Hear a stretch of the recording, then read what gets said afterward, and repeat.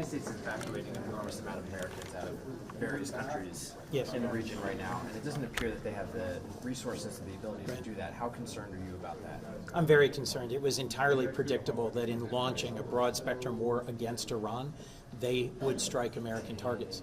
And it is American diplomats, families, civilians, as well as service members who we knew were going to be in harm's way as Iran launches wave after wave of ballistic missiles and drones against American interests and facilities in the region. They were not adequately prepared for this, and it's just another indicator that there wasn't enough planning done. There certainly wasn't enough consultation with Congress or the American people. I'm praying and hoping that Americans can get out of harm's way, but as this war expands, I am concerned that we're going to see more attacks against Americans and American interests in the Middle East and around the world. Israel said that they can't facilitate with this. Are there resources for Americans trying to get out of this region? Do you know? I literally was on the phone with a friend who runs a school and has 30 students in Dubai. They were in Dubai this week just on a learning abroad experience, and imagine the amount of anxiety of their parents and their families. It is one of the busiest airports, I think the busiest airport in the world. Given that drones have been repeatedly striking Dubai, Abu Dhabi, the amount of air volume has gone way down. If you're in a situation like that, what do? You call the U.S. Embassy. If the staff of the U.S. Embassy are in the midst of being removed from the region, you won't get the immediate support that you hope for and you need, whether you're a concerned parent here in the United States or an American trying to evacuate. This is a very difficult situation. There are resources. We should be surging them from other parts of the world to provide support for anxious and concerned Americans, but it's going to be very difficult to get people out of harm's way. This is just one more part of the entirely predictable challenges that President Trump should have consulted with Congress and the American people about. You're about to get briefed this afternoon on this. Yes. What open questions do you have? I have a lot of questions. What's our goal? What's the scope? What are the costs?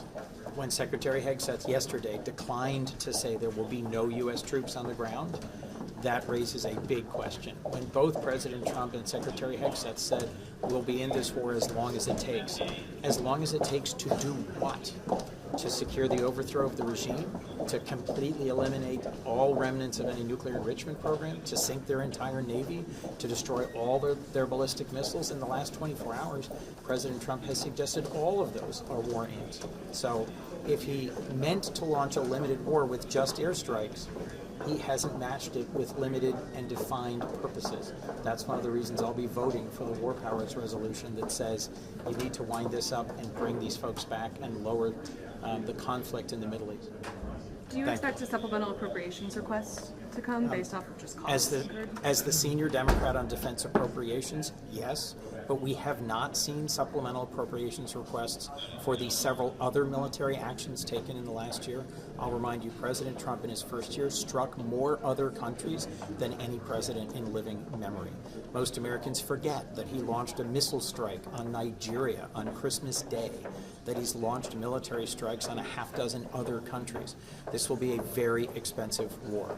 The most important cost is the cost of the Americans who've been killed already and those who are severely injured, but there's also going to be a cost to the American taxpayer and to our international security standing and our national defense. Can I ask one more question? How concerned are you about our munitions reserves and the idea that those could be depleted very quickly with a war like this? Absolutely. Magazine depth is one of the core issues that we addressed in this year's appropriations process. We gave the administration several $billion more to acquire some of the most exquisite American interceptors, such as for the Patriot system, and we allowed for multi-year contracting. But frankly, before launching a war of this potential scope and length, there should have been more thought given to the consequences, because we need those interceptors for a Taiwan contingency, for the ongoing war against Ukraine, and for the Middle East, and for our homeland defense. So I am concerned about that. That's one of the pressures that's going to, I think, limit the total duration and scope of this war. Actually, more urgently, our Middle East allies are concerned about their reserves of interceptors. I spoke to the ambassadors from Jordan, Qatar, the UAE, and Saudi Arabia over the weekend. At the moment, they are all confident that they have enough interceptors to defend the civilian targets that Iran is increasingly striking in the region, but they may run out before the United States runs out. if that makes sense. Thank you so much. Last, Yeah. I'm about to go into the hearing for Secretary Noem. Thousands of capable national security and counterterrorism professionals have been moved and reassigned for domestic immigration enforcement. I think we're going to have to re-examine that priority. There are press accounts that the FBI director recently fired a whole unit that was focused on countering Iranian terrorism simply because they played some role in investigating President Trump's retaining of highly classified documents at Mar-a-Lago. There's a whole series of missteps like this that I think put us at greater risk. The Republicans are trying to tie the war with Iran to the DHS funding fight. Do you see them connected at all? Does that kind of rush this process to try to get the deal done? There have been constructive negotiations between the White House and Senate Democrats on how to set clear and reasonable standards for ICE conduct that's similar to what state and local law enforcement follows all over the country. I think that's a completely reasonable request from Democrats. We are going to be pushing for funding for the rest of DHS later today, but bluntly, we shouldn't say, oh, we give up on any accountability for ICE's conduct and any change in training and policy because we have an urgent national security situation. There is robust funding available for a national security moment like this. Senator Coons, when do you think the homeland was safer, under the Biden-Harris era or under the Trump administration?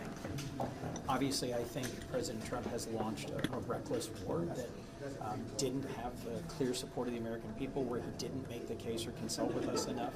Look, every president, when he sends America's fighting forces into harm's way, I believe has an obligation to the nation, to their families, to all of us, and particularly to Congress, to make the case. I don't think he's clearly defined our goals, the scope, the cost, and the duration. So we won't know when we've achieved our goals if we don't clearly have them. Thank you all very much.